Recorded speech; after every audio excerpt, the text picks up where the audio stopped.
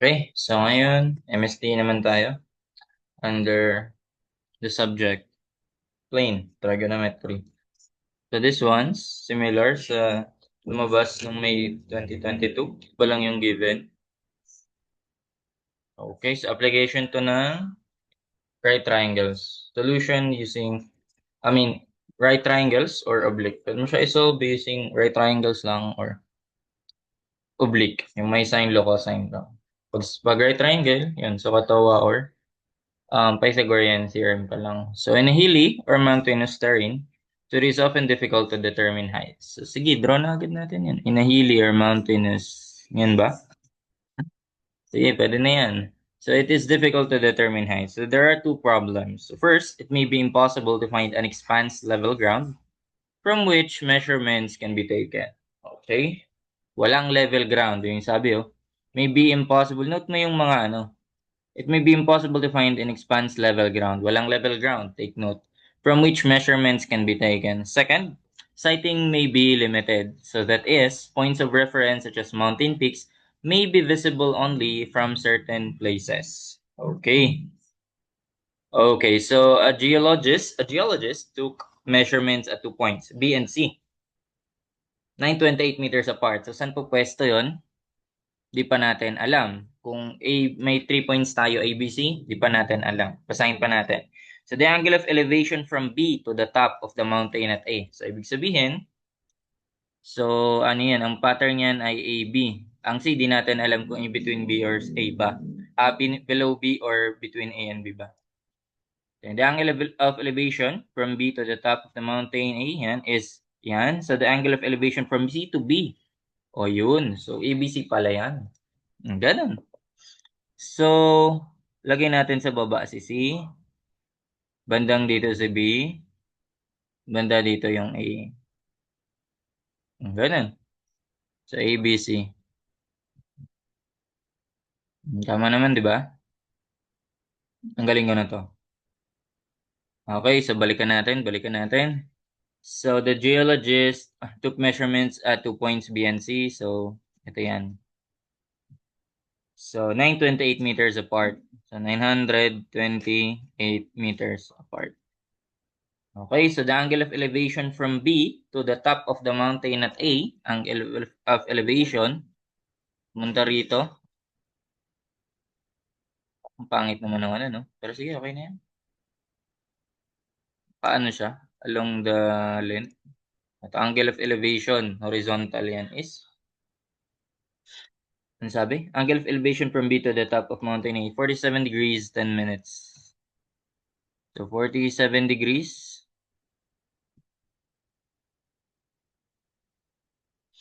10 minutes. Ayan yun. So, the angle of elevation from C to B, ayan. Ayan pala, meron na pala tayo. Distance. Actually, dito na lang to sa gitna. Okay? C to B ay 8 degrees 40 minutes. So, which makes sense. So, medyo malayo pala yan. Magkalayo pala sila. Okay na yan. 8 degrees 40 minutes. Kasi lumiit yung angle of elevation eh. Diba? So, ayun. Maliit lang to. So, ibig sabihin malayo yung B at C. Wala. Ano lang naman yan? For the sake na visual representation lang natin. 4 degrees ay 8 degrees o 40 minutes.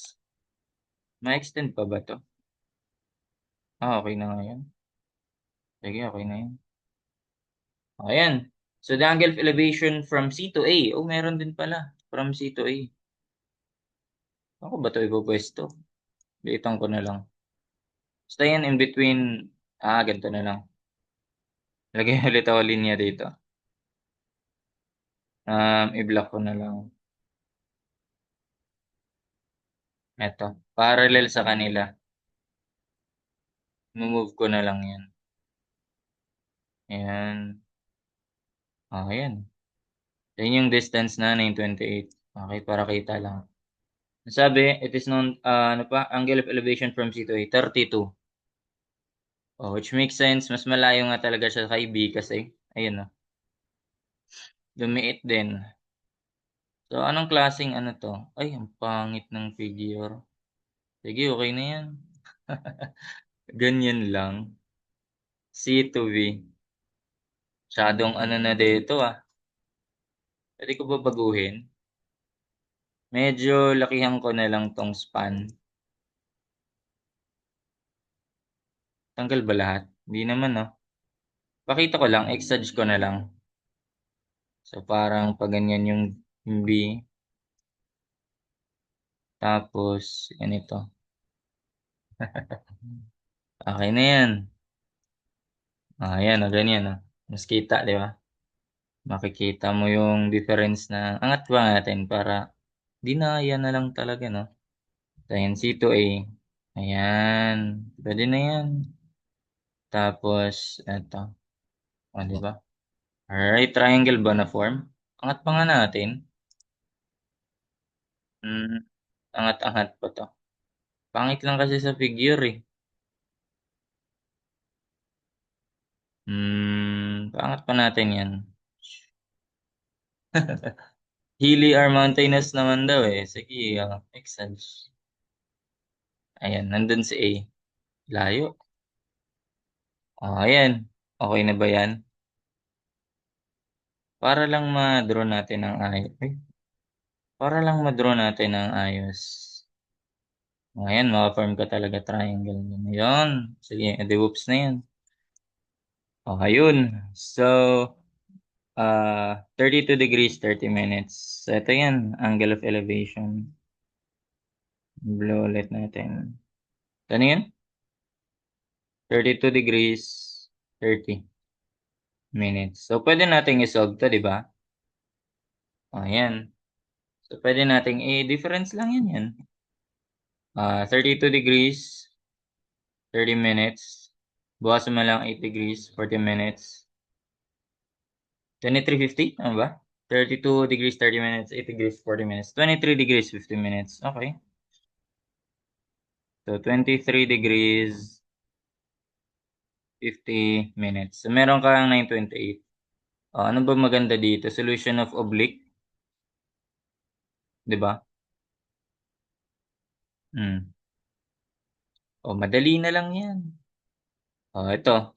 Paano to? Makukuha mo agad tong B. Tama ba? Ano ba hinahanap? It is known that elevation at sea. Meron pala to elevation, 1537. At elevation, 1537 meters. Tama? Ayan.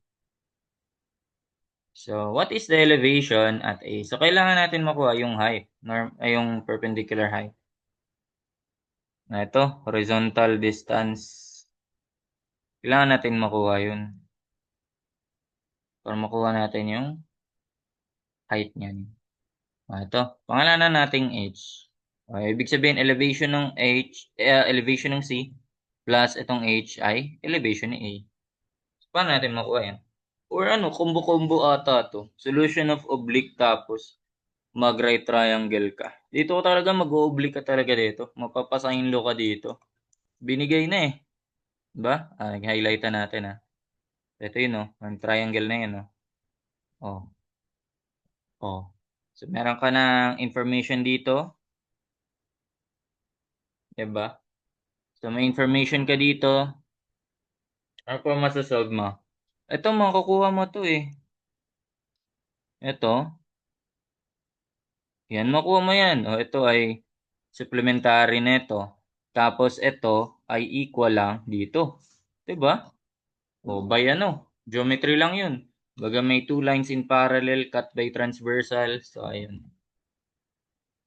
Yung magkatapat nila, corresponding angles are congruent. So, ayun. Di, ilagay ko na mismo to. Yung mismong, So, supplementary, 180 degrees. Na itong 4710 minus 47 degrees. 10 minutes. So, ayan yung supplementary niyan, di ba? 180 minus ito is ito, hanggang dito lang. Idadagdag mo yung itong 8 degrees, 40 minutes. Plus 8 degrees, 40 minutes. Ganyan. So, 141. Ayun, obtuse talaga. 141.30. Yun ba yung madali? Unang makakuha. 141 degrees, 30 minutes. Oh, pinahirapan ka talaga. Ito pa lang yung makukuha mo, no? So, anong gagawin natin dyan? Ito, wala ka naman ng binigay kasi dito. Yun lang yung may elevation ka, di ba? So, ito lang talaga kailangan mo makuha. Yung height na to. So, paano yan? Ayun, madali lang. Di ba ito? Pwede ka makakuha ng angle dito. Ay, ng distance dito. I-block ko na nga lang. Yan, itong distance na to. Oh, right triangle lang yan. Ito lang yan. Oh. Unahin muna natin yan. Ito lang yan. Oh, oh ito. Baba. Ito. May angle ka. May hypotenuse ka. O, di ba? Kayang-kaya yan. Ba't ko tinanggal? O, ito. Pangalanan natin yung Y. Y na lang. Kasi pa-vertical siya. So, pangalan natin yung Y. O, paano yan? Sine opposite over hypotenuse. Sine theta, yung 8 degrees. 40 minutes. Equals opposite Y over hypotenuse, yung 928. Diba? O, hindi masasolve mo si Y. Store natin yan sa Y. 928 sine 8 degrees, 40 minutes. 928 sine, naka-degrees ako. Okay. Kala ko naka-radians eh. 928 sine 8 degrees, 40 minutes. So, store agad natin yan sa Y. 139. Hindi natin kailangan information dyan. I mean, yung details, ano yan, yung exact na value niyan. Store na agad natin yan. Hindi naman yan yung pinaka-hinahanap eh. So, ito, basically, anong makukuha natin dyan? Eh di, madadagdag din natin to. Pwede ba yun? To, anong makukuha natin dyan? Yung horizontal distance, di ba? Pwede yun. Horizontal distance yan sa Y. Ito, dagdag mo si Y, tapos dagdag mo panibagong ano. Kaya ba yun? Opposite over adjacent. O, tama. Wala ba tayong namimiss na ano? Sige, unahin muna natin. Magsainglo tayo dito. Meron kang, meron kang angle. Yung corresponding side, yung hypotenuse. Ito na lang yung pangalanan kong Z. H na lang for hypotenuse. Z na nga lang. So, yun. So, paano yun pag sine law? So, side over angle, pwede namang baliktad. Angle over side, di ba? I mean, side over opposite na angle, sine, ano yun? 141 degrees, 30 minutes. Layo.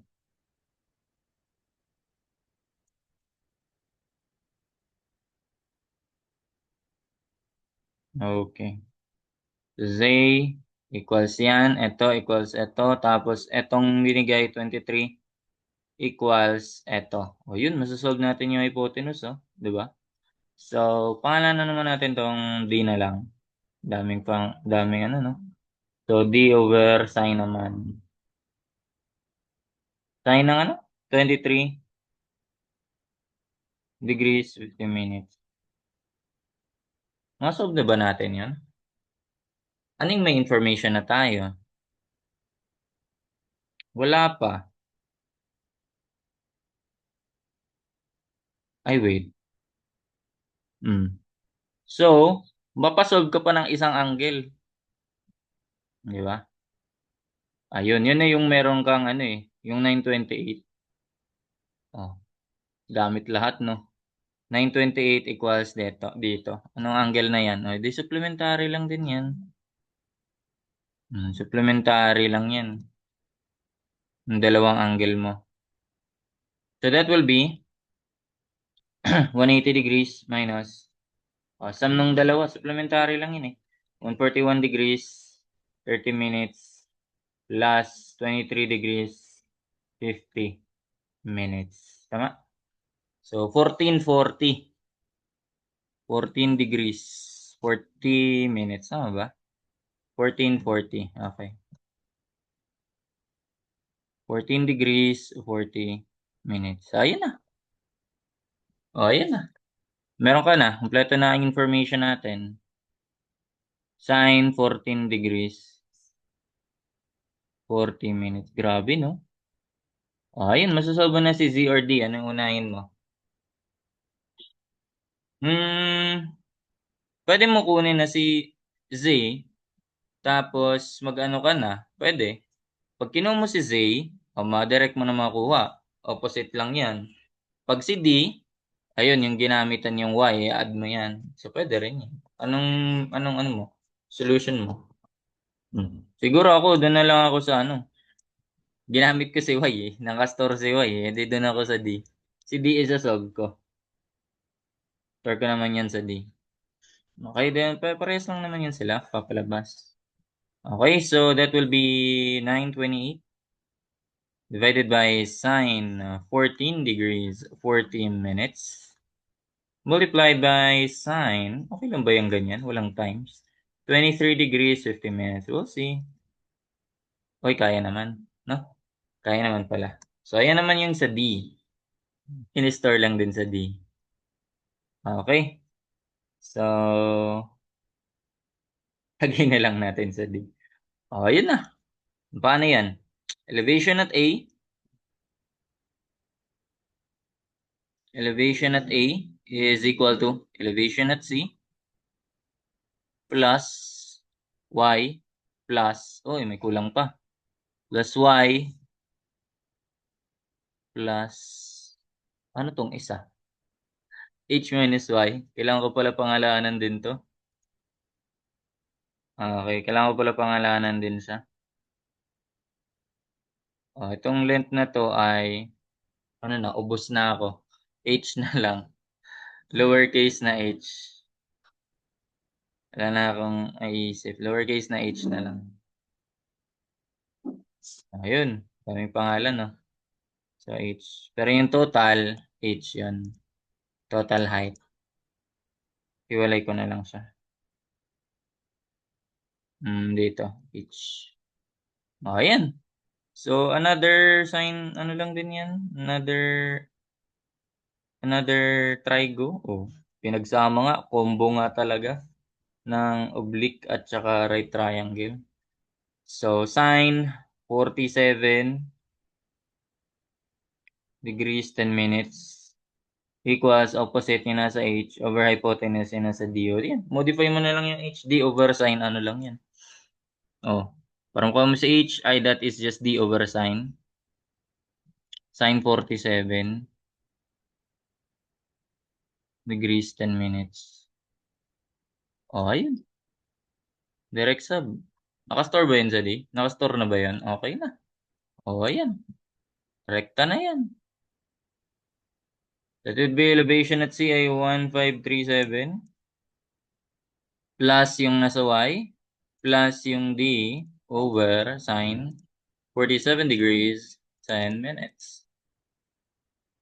Ayun. Ano yung elevation niya? 39? Wala ka. Memory ba ako? Sine opposite over hypotenuse. Tama, di ba? So, 1537 plus ang Y. Tapos, ay joke lang. Ang H pala ay D sin theta. Naloko na.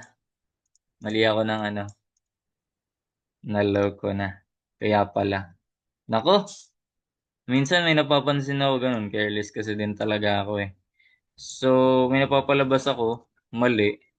Pero nung mga labas sa choices, yung mga isang kong may makita kong mga trap talaga, MSTA. Ayan, times pala. Dulang ako dun ah. So D, sign. Kaya naman pala. 2762. Ay round off. 2762. 2763. Ayun, 2763. This is the answer. Or, pwede rin, again, elevation at A is pwedeng elevation at C dagdag mo na lang yung h. Pero paano yung h na yun? So that is just, lagay ulit natin dito. Sine, ito lang ako mag-solution eh.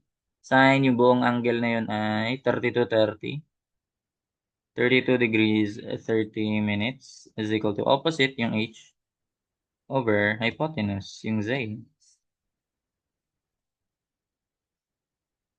Okay, so z sine ano lang yun? Z sine 32. 30. Hmm. O, mas tipid pala yung isa kasi ito may y pa.